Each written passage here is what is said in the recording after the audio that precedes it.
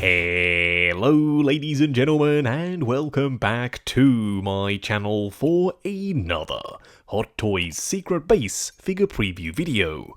Now before we begin, I do have to say a massive thank you to Ryan Kirkwood for going out in person and snapping these gorgeous high-res pics. Show Ryan some love in the comments below, because without him, this series literally wouldn't be possible. Now if you are looking to pre-order Buzz, he is available in two different flavors, Standard and Deluxe. Don't worry, we will go through what comes with each in just a second. I have popped the links to toyswonderland.com in the description below. They do have 12-month installment plans and a points-based reward system. Now, Hot Toys and Buzz Lightyear, I never thought I'd be able to say both of those things in the same sentence.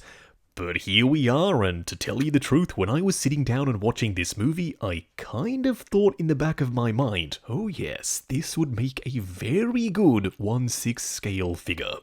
But I never thought in my wildest dreams that it would be Hot Toys that picked up the gauntlet and made Buzz Lightyear. But here he is, and long story short, he looks absolutely incredible. Hot Toys, well done. Y'all have knocked it out of the park. Now I am curious, who else are they going to make in this lineup? I would love a Zurg, but honestly, I would buy pretty much every single character that they decided to make from the movie. I absolutely loved it. Now, he does come with a full array of hands, and they are very nicely sculpted and painted. There's a ton of texture there, and there are multiple different finishes. There are glossy sections and matte ones. Now, he does come with his gauntlet-mounted laser, and it looks really good. It's weathered, it's got chipping and pitting on the surface, and you can make out a very teeny tiny printed display. Now, I would imagine this just slides over his gauntlet exactly like it did in the movie. Now, I don't exactly know if I'm going to have him displayed with this, because I didn't really love the way it looked.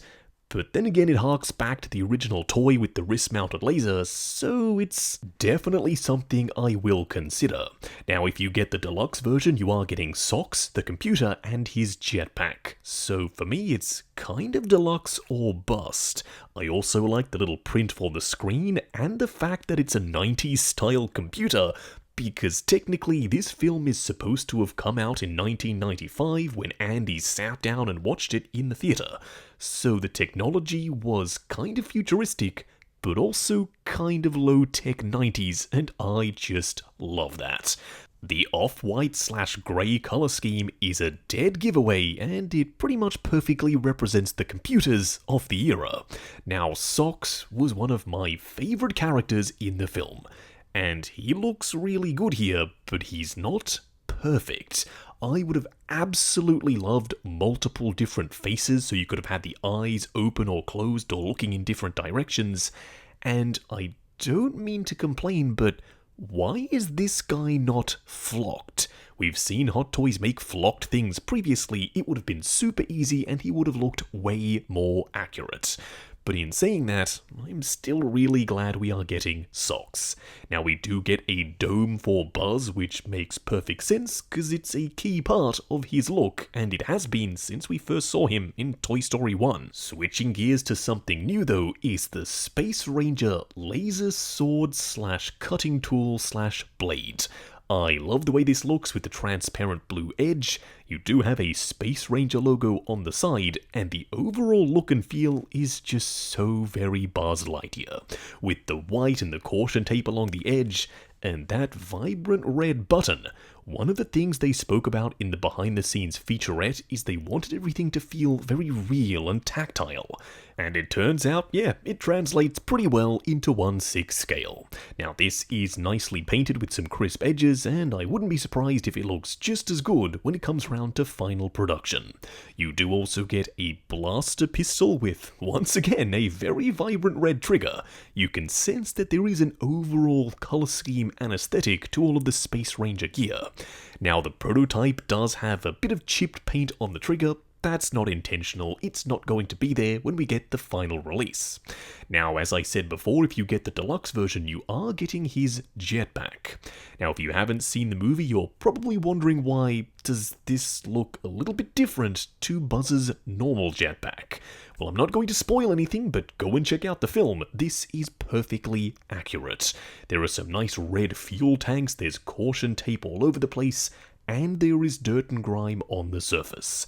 Yeah, this isn't your usual crisp and clean Buzz. This guy is suitably weathered, and it works so very nicely. Now, I am curious how this is going to peg on or snap on to Buzz himself, but we'll have to wait and see when this guy eventually comes out. You all know that I would absolutely love to see magnets here, because it's like my all-time favourite way of attaching anything to a 1/6 scale figure, but actually clipping on with a proper physical connection would work just as well. You also have swap-out wings. These aren't telescopic, meaning you can't fold them in, but swap-out wings work a treat. That means you don't have to sacrifice the thickness of the wings for a gimmick. They can be nice and thin, which means they will be nice and accurate.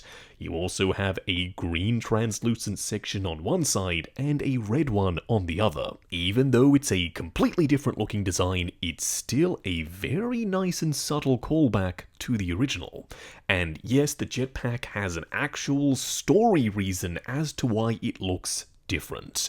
Now, there are multiple different looks for Buzz in the movie. I am curious why they decided to go with this one, but at the same time, it's the suit that was featured in all the marketing material, and pretty much all of the other merchandise has Buzz wearing this suit. So even though I would have loved to have seen some of the other looks, you know what I'm talking about if you've seen the movie, this one is kind of the hero suit, so yeah, I'm definitely going to pick it up. The display base does say Buzz Lightyear on the front, and you do have an absolutely stunning image of his name tag on the suit on the top of the base. Very classy, and it looks kind of like what we saw in the marketing material and the poster. Now, just like the jetpack, Buzz is absolutely filthy. There's chipping of the green, so it exposes that bare chrome metal underneath, and you have some dirt and grime on the surface. Is this guy die-cast, I hear you ask? Unfortunately, no, he isn't. I would have loved to have had a die-cast Buzz Lightyear so the underlying metal that's exposed could have actually been real metal, but unfortunately it's just paint. In saying that though, it isn't really all that unfortunate because it still looks very, very realistic. I also like the little decals dotted around the suit. I'm sure they are accurate, and there are a ton of them. You also have this kind of oil stain effect as though the suit has been leaking something as he's been going about his adventures. It just goes to show this is a proper lived-in suit. It's not brand new, it's not pristine, it's not fresh off the rack. Both Buzz and this suit probably have seen some stuff in their fair share of battles. It tells a story, which makes it all the more compelling. On the knee pads, you have more decals. On the upper thighs, once again, more decals. I am curious how this is all going to work.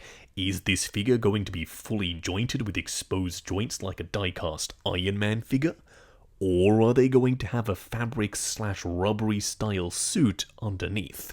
Now, I'm fairly certain it's the latter, because if you look at those upper thigh areas just up underneath that crotch armor, it kind of looks as though that's white rubber. Now, I could be wrong, we'll have to wait and see when this guy eventually comes out, but I wouldn't be surprised if, when we get this guy in hand, there are a fair few rubber pieces and gaskets, because it's kind of the only way to create that seamless look, yet still have optimal articulation. Will that mean it could crease or damage over time if left in dynamic poses?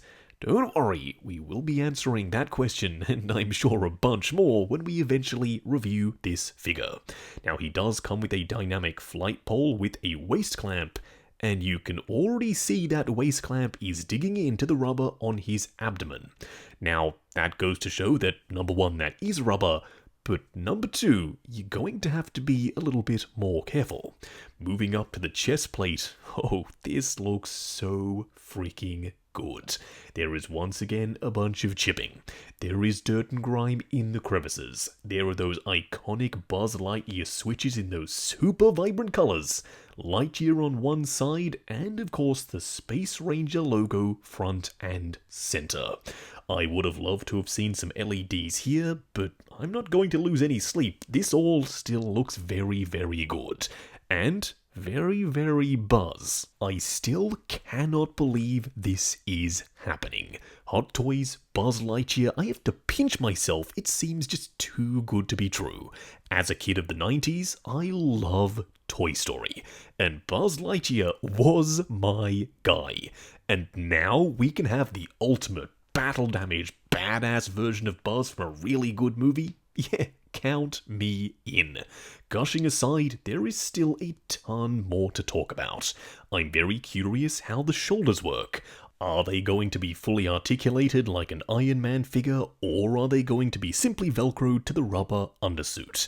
It looks like when you move the arm up, those shoulder pads tuck up inside the chest plate, which is a very clever design, meaning you should get a maximum range of motion. Now, one side of his gauntlet armor is completely smooth, so you can attach his laser, the one we spoke about earlier, whereas the other side has his wrist communicator / recording device. There is a screen on the inside and a ton more detail, so of course Buzz Lightyear can record his mission logs. You also have a couple more decals on his bicep armor, including another Space Ranger logo that's nicely been chipped and worn away. And yes, that is accurate. I know I've already gushed about the weathering, but bear with me because I want to do it again. It looks fantastic. And I have all the faith in the world that Hot Toys will be able to deliver, because they've stopped painting battle damage and they now print it on the surface, which means it's going to be perfect every single time. Speaking of perfect, that's exactly how I describe this head sculpt. Now there is just one minor complaint. He's wearing his purple cowl. Now yes, that is iconic Buzz, but he does have his cowl off for a good chunk of the movie, exposing his hair. And for me personally, I really like that look, and it's one that I was hoping to see if we were ever going to get a Buzz in 1/6 scale. And it turns out, yes we are, but we aren't getting that sculpt. Now I'm pretty sure a third-party company is going to make one. This will definitely do for now. Heck, I've already said it's perfect. The likeness is on point. I love the skin texture, it's realistic, but not overly so. It looks exactly like how he did in the movie. The expression for me is quietly confident, yet a little bit devious and cheeky. Plus, you can move the eyes, so you can kind of adjust it as you see fit. Now, the cowl itself is also very nicely painted. There's a ton of texture, and there is a wash down in the crevices. I am curious how the dome is going to attach. Is it just friction? Does it clip in place? Is it something that's going to distort the look of the head sculpt? If that acrylic is not perfectly optically clear, because it's rounded the way it is, that head sculpt could look all kinds of goofy when you pop that dome on. Hot Toys luckily has a bunch of time to figure that out, but it is something that I am rather concerned about, because I wouldn't want to distort this absolutely gorgeous head sculpt. Now, I know, I've gushed a bunch throughout the course of this video, but as I've said, Toy Story #1 is my childhood and Buzz Lightyear is my guy. This is something I didn't even know I was waiting for pretty much my entire collecting life. I've had a bunch of Buzzes, but none quite like this. I am very, very excited to see what's coming next in this line, if indeed there are going to be more figures. And the same thing can be said for Pixar. Heck, if you want to make a Woody origin movie, you bet that I'm going to be there opening night. Now there is a third-party realistic style Woody, also in 1/6 scale, that I am really excited to get in hand. And for now, I'm going to be posing up that Woody alongside this Buzz. they're pretty much a match made in heaven. Now, if you are looking to pick up Buzz in either standard or deluxe flavors, he is available from toyswonderland.com. Link for that is in the description below. They have 12-month installment plans and a points-based reward system. While you're down there, why not hit that subscribe and bell notification icon so you're notified as soon as a brand new review goes live on the channel. If you are interested in seeing your name featured in the end credits of my reviews, check out the join button for more info on Justin's Collection Plus, the channel membership. Like, comment, and subscribe, and we'll catch you in the next video.